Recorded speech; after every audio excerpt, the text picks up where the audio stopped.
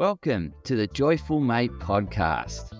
Join your joyful journey mentor, Anthony Harcher, as we explore the path to inner joy and fulfillment.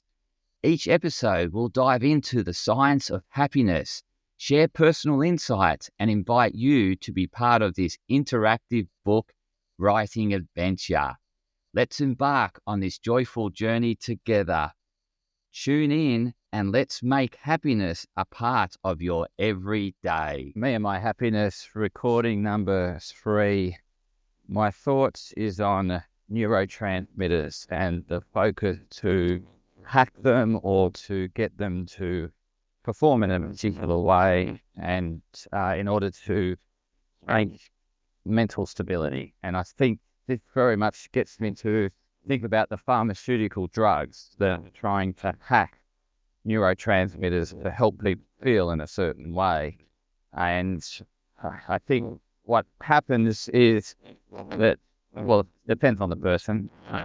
Certainly the studies will show that they're, probably got about 50% effectiveness, and, when they've compared them to placebo, they're slightly better. And then, when compared to exercise and stuff like that, they can sometimes come out not so good.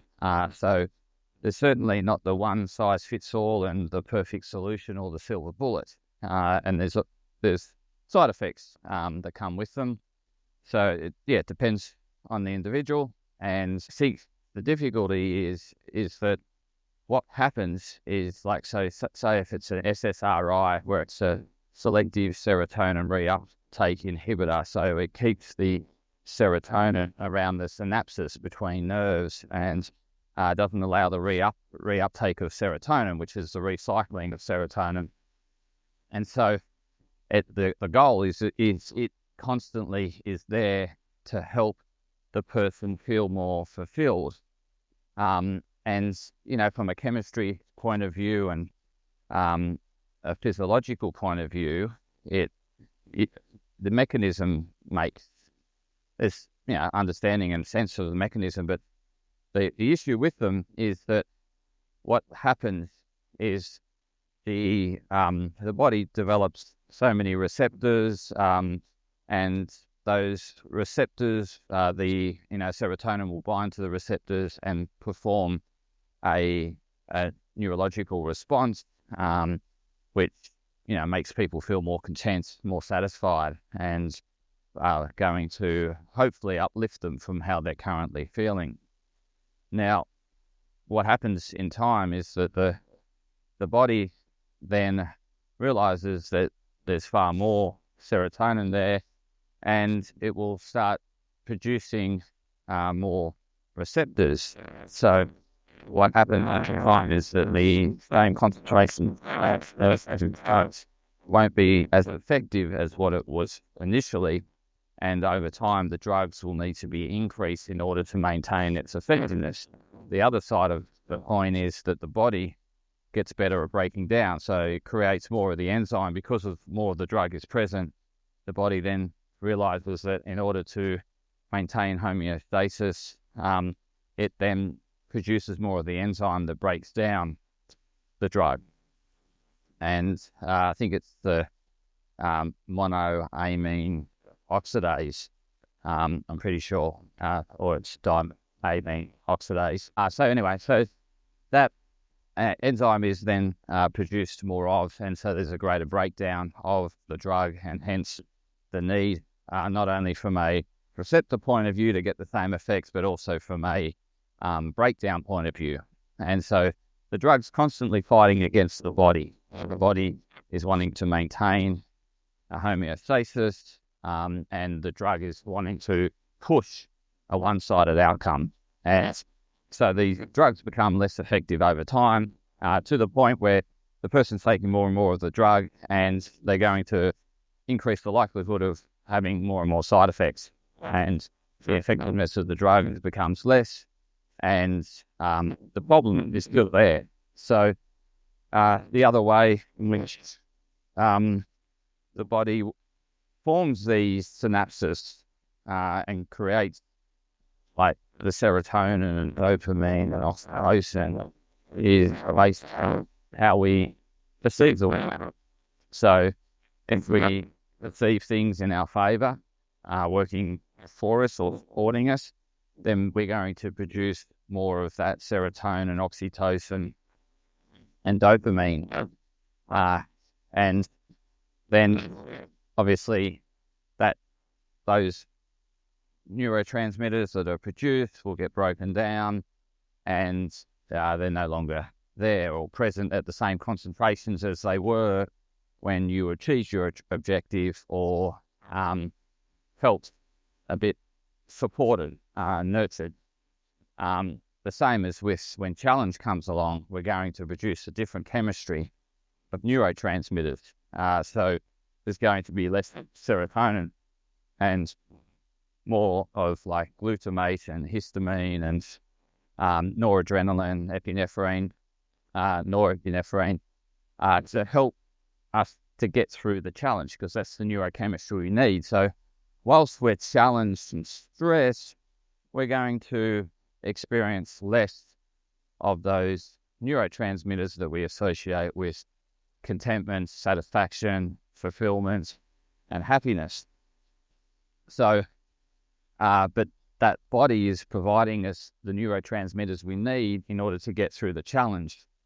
And once we get through the challenge, we feel a sense of accomplishment.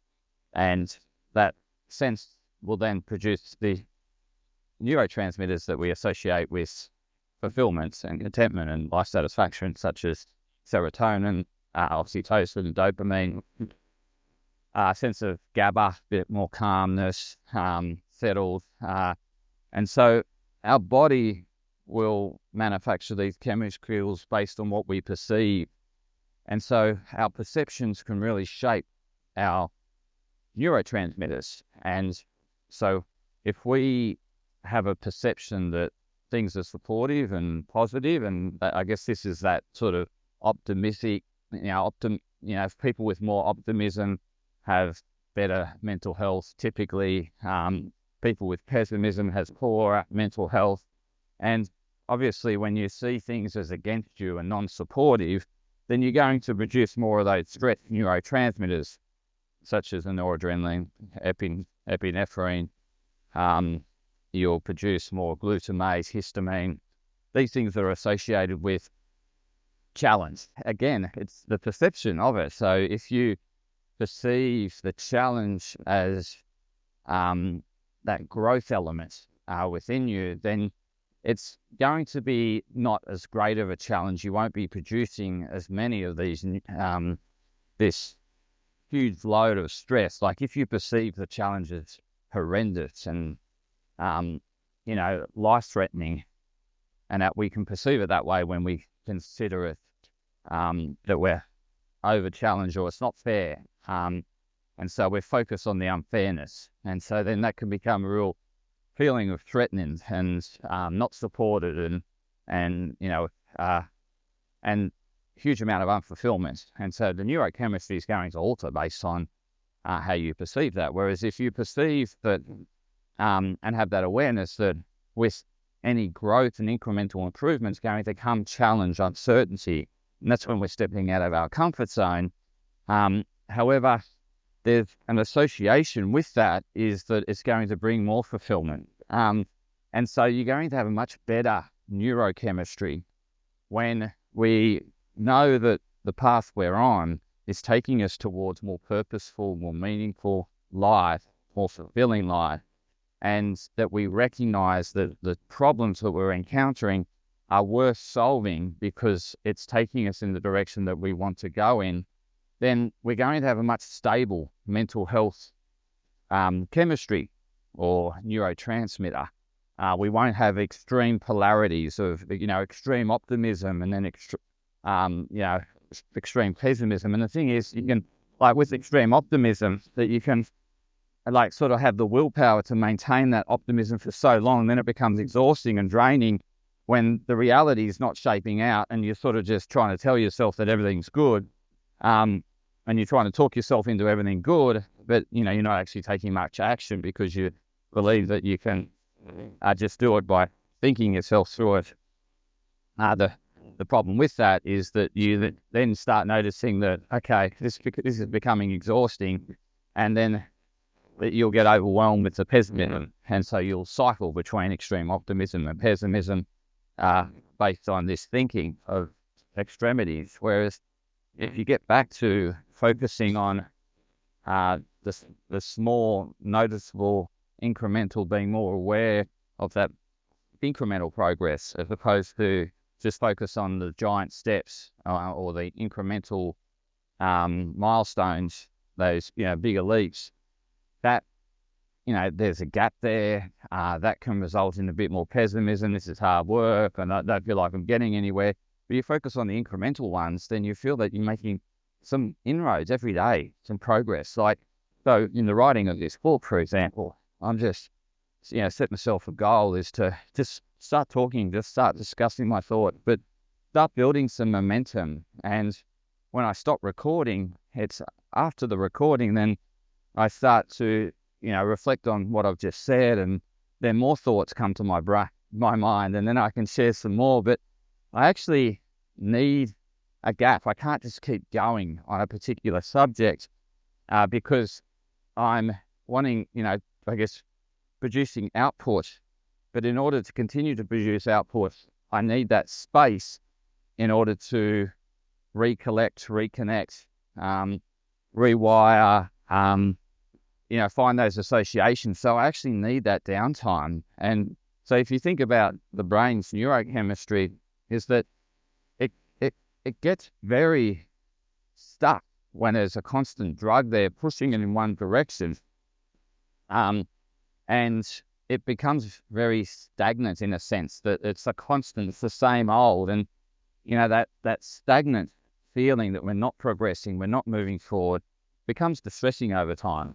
And as the surroundings are always changing, we want to be working with that change and constantly allowing our body to be more adaptable. When we're fixated and pushing one side, then we're not adaptable. We have no adaptability, because what can happen is that's once those perceived support around us is no longer there.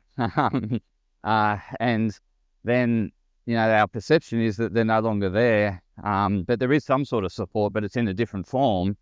Then we think, oh, there's a gap, and we start getting pessimistic, and life's a struggle and hard. And we focus on that gap, and we create the neurochemistry to reflect that.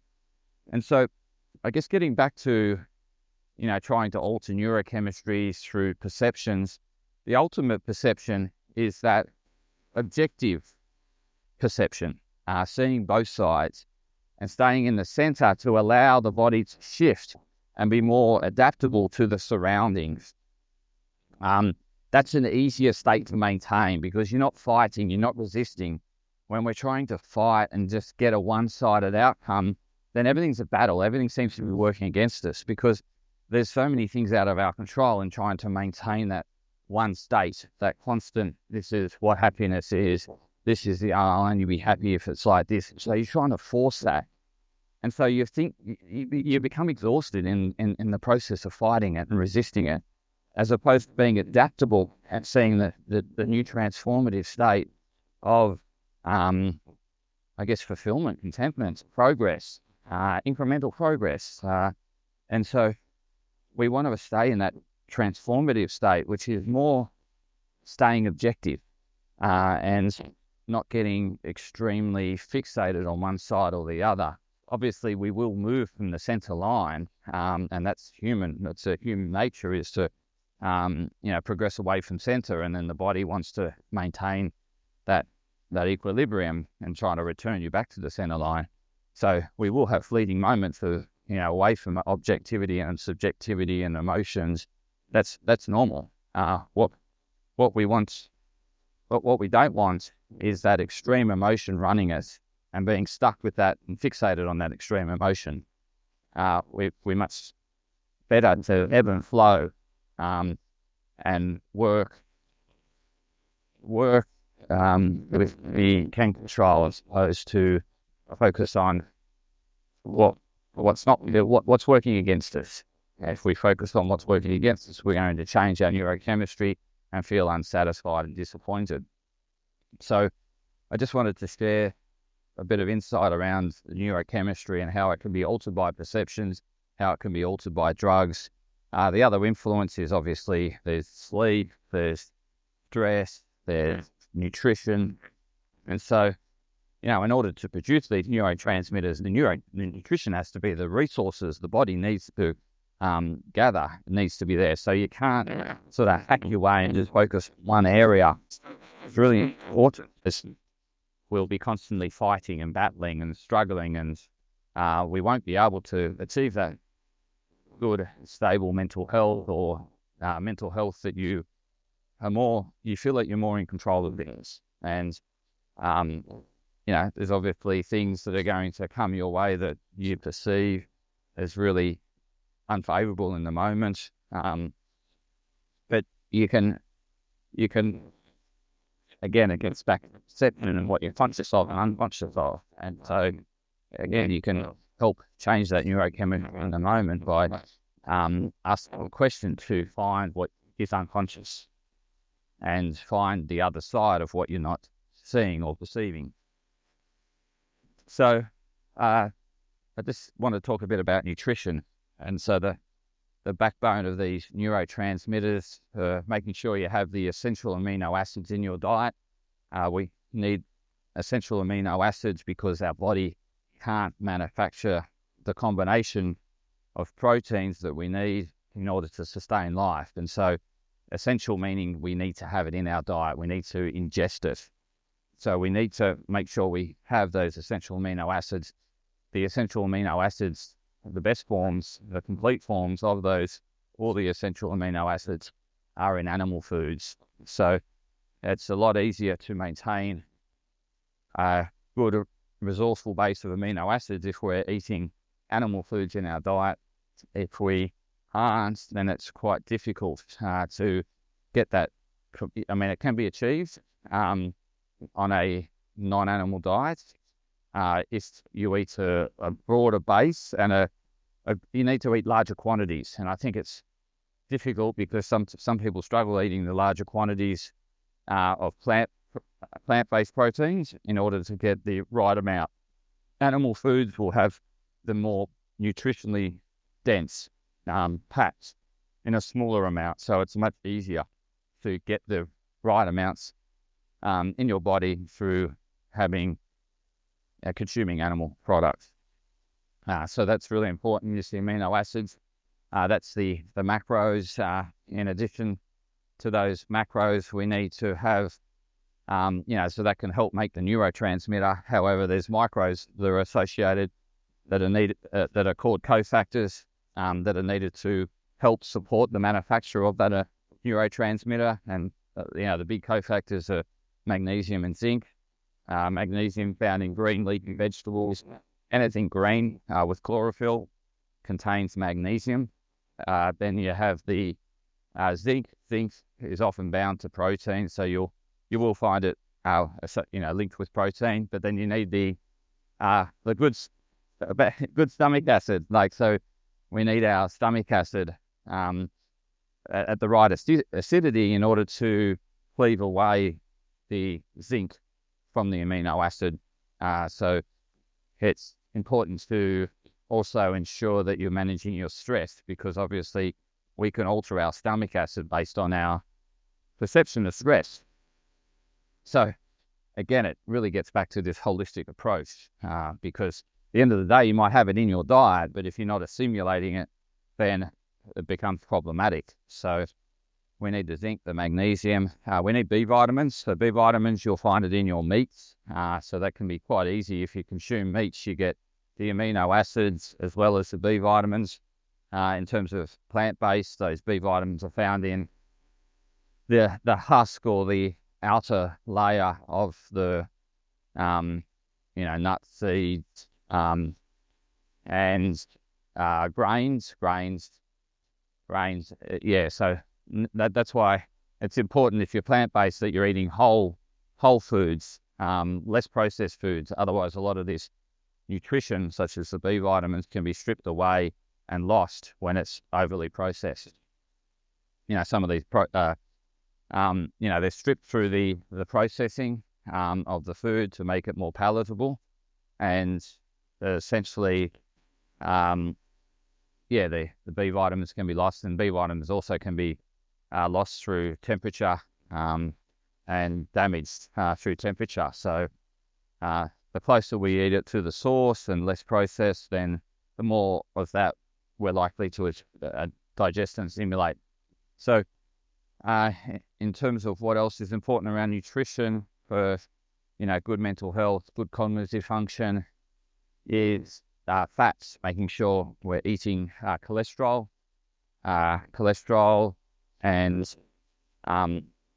so we want to be making sure we're eating a wide variety of fats, but fats, ideally, we don't want, and we want closest to the source as possible, and avoid seed oils. Seed oils create this pro-inflammatory environment. Again, it's just the ratios of omega-6 to omega-3s that make it pro-inflammatory. We do need some omega-6s, it's an essential fatty acid, but we need a nice balance between omega-3s and omega-6s. We want that anti-inflammatory, pro-inflammatory balance. So inflammation, we need a more anti-inflammatory, nurturing foods. So it's not that we need one or the other, we need both.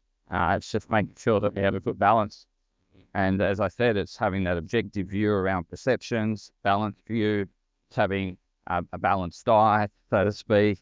And I think there will be, balanced diet, and working with your body in terms of restorative practices, balancing those. So you've got gentle and you could say gentle exercises, gentle movement, gentle activity versus vigorous activity, and just making sure we've got a nice balance between activity and rest. That's really important to maintain this more adaptable homeostasis sort of state, which enables us to perform at our best.